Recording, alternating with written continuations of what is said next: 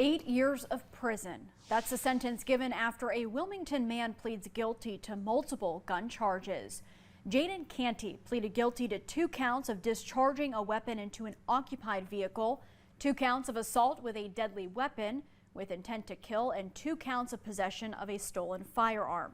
Officials say other charges were dismissed as part of his plea agreement. Now, this all stems back to a shots fired call on October of last year in the Houston Moore housing complex.